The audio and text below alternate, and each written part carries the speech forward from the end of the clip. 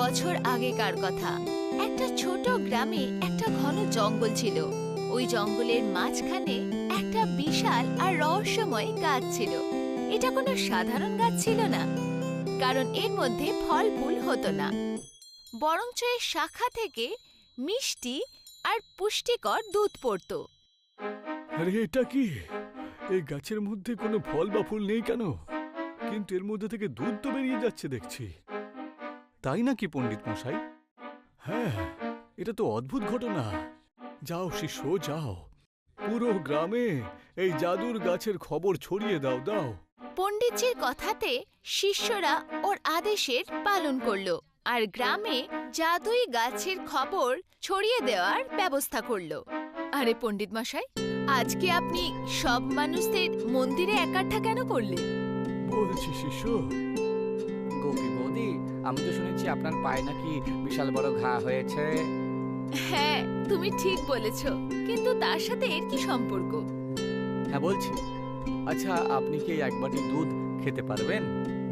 শিষ্যের কথা শুনে সবাই আশ্চর্য হয়ে গেল, কিন্তু গোপী ওই পুরো দুধ শেষ করে ফেললো আর চমৎকার হয়ে গেল। গোপীর পায়ের আঘাত ঠিক হয়ে গেল। দেখো দেখো, আমার আঘাত ঠিক হয়ে গেছে, ঠিক হয়ে গেছে। হ্যাঁ, আরে এ তো দেখছি অবাক কাণ্ড।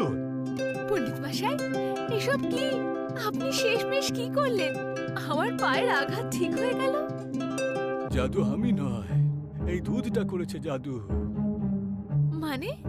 আমি বলছি, আসলে ব্যাপারটা হলো গত সপ্তাহে আমি একটা জাদুর গাছের ব্যাপারে জানতে পারি, যে আমাদের গ্রামের জঙ্গলে উপস্থিত রয়েছে।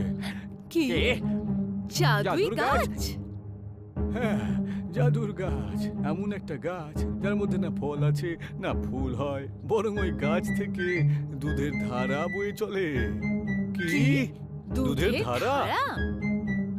হ্যাঁ, মেনে নিচ্ছি যে শুনতে একটু অবিশ্বাস করার মতনই ব্যাপার, কিন্তু এটাই তো সত্যি বাবা।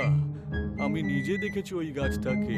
আমিই তো অবাক হয়ে গিয়েছিলাম প্রথমে, কিন্তু যখন আমি ওই গাছের দুধের পরীক্ষা করি না, তখন জানতে পারি যে এটা খেলে পরে খুব লাভ হবে।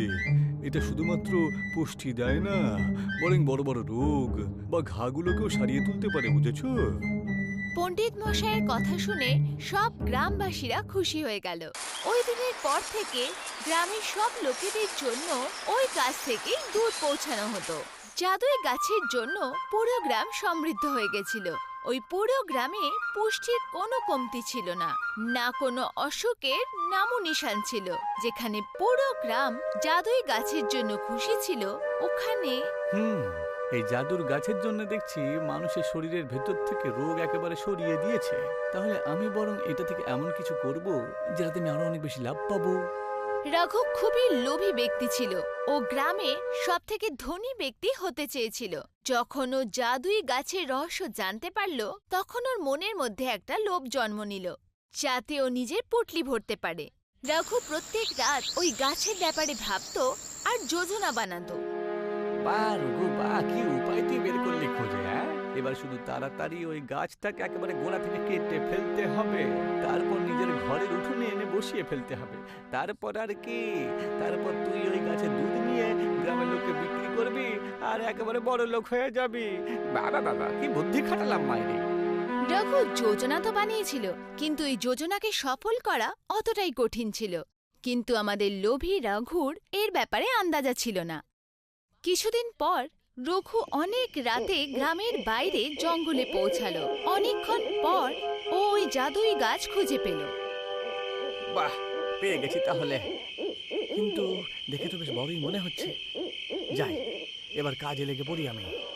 রঘু গাছ কাটার জন্য কুড়ুল দিয়ে তার উপর মারতেই যাচ্ছিল, তখনই ওর হাত থেকে ওই কুড়ুল কোথায় দূরে গিয়ে পড়ে গেল। রঘু চমকে গেল। আরে এটা এটা কি করে হলো? আরে আমার এই কুড়ুলটা নিজে নিজেই হাওয়ায় কি করে উঠতে শুরু করলো? রঘু কিছু বুঝতে পারল না যে ওর সাথে এসব কি হচ্ছে।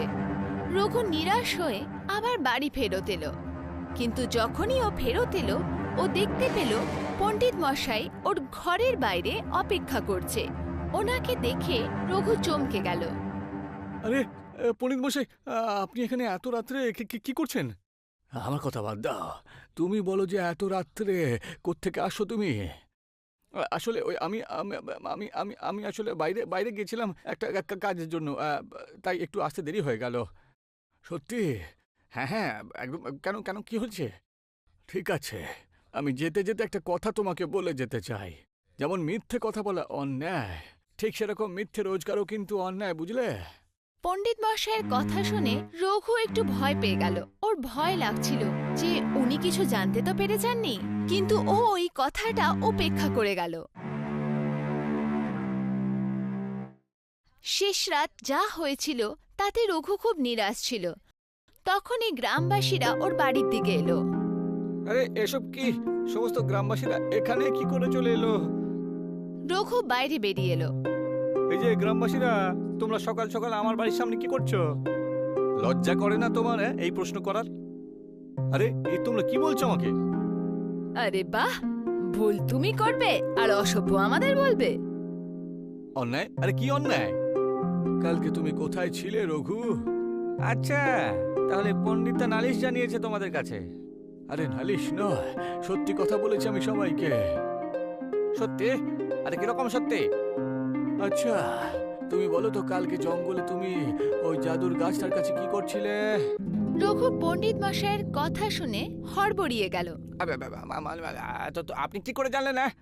কারণ কালকে আমিও তো ওখানেই ছিলাম। তুমি ওই গাছটাকে কাটার চেষ্টা করছিলে। দেখুন, এই পণ্ডিত মশাই মিথ্যে বলছে। তোমার লজ্জা করে না? আমাকে মিথ্যেবাদী বলছো? আমি নিজের চোখে দেখেছি তুমি ওখানে দাঁড়িয়েছিলে। হ্যাঁ হ্যাঁ, বলো বলো, তুমি ওখানে কি করছিলে? বলো বলো। গ্রামবাসীদের প্রশ্নে রঘু বিরক্ত হয়ে গেছিল আর ও সব সত্যি কথা বলে দিল। হ্যাঁ, আমি ওখানে গিয়েছিলাম ওই গাছটার কাছে, ওটাকে কাটার চেষ্টাও করেছিলাম। তাতে কি অন্যায়? আরে গত 2 মাস হয়ে গেল আমি কোনো কাজ পাইনি, বুঝেছো? সেই জন্য ওই গাছটাকে কেটে আমি এই আমার উঠোনের সামনে গাছটাকে লাগাতাম, বুঝতে পেরেছো? আর সেই দুধ বিক্রি করে আমি পয়সা রোজগার করতে চলেছিলাম। তা কি অন্যায় করেছি আমি, বলো তো একবার? আরে আমারও তো জীবন রয়েছে, তাই না? বাড়ি রয়েছে, আরে সংসার রয়েছে, দায়িত্ব রয়েছে। সেই জন্য বাধ্য হয়ে যদি আমাকে ওই গাছটা থেকে একটু পয়সা রোজগার করতাম, তাতে কি এমন অন্যায় হতো? অন্যায়টা এটাই যে তুমি যে গাছটাকে কাটতে চাচ্ছিলে সেটা কোনো সাধারণ গাছ ছিল না বাবা। তোমার একটা অন্যায়ের জন্য অনেক কিছু ঘটতে পারত। আমার তো মনে হয় না আমি এরকম কিছু করলে পরে এমন কোনো ক্ষতি হতো। তোমার সাথে তর্ক করাই দেখছি ভুল একেবারে। ব্যাস, এবার বহুত হয়েছে। তোমার এই অন্যায়ের জন্য তোমাকে গ্রাম থেকে বহিষ্কৃত করা হচ্ছে। কি? না না, আপনারা এটা করতে পারেন না। অবশ্যই আমরা এটা করতে পারি, বুঝতে পেরেছো? আজকের মধ্যেই তোমাকে এই গ্রাম থেকে বেরিয়ে চলে যেতে হবে। হ্যাঁ হ্যাঁ, এটা একদম ঠিক। পণ্ডিত মশাইয়ের কথা শুনে রঘু রেগে গিয়ে ছটফটিয়ে উঠল। ওর পণ্ডিত মশাইয়ের এই নির্ণয় একদম পছন্দ হলো না। না, এই তোমরা অন্যায় করছো। আমাকে বাইরে বের করে দিয়ে কিন্তু অনেক বড় অন্যায় করছো তোমরা। ঠিক আছে, তোমরা সবাই কিন্তু শাস্তি পাবে বলে রাখলাম আমি। রঘু রেগে গিয়ে গ্রাম থেকে বাইরে বেরিয়ে গেল।